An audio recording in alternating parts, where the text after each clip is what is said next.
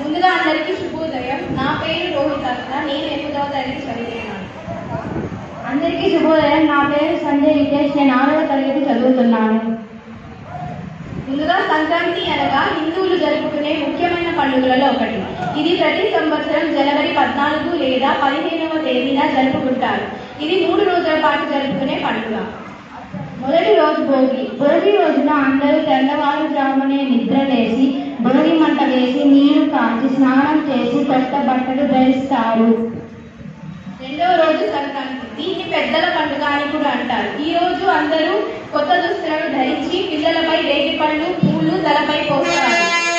మూడవ రోజు కనుమ. కనుమ రోజు అందరూ ఇంట్లో ఉన్న పశువు కొమ్ములకు రంగులు పూసి అలంకరించి పొంగలి పడతారు.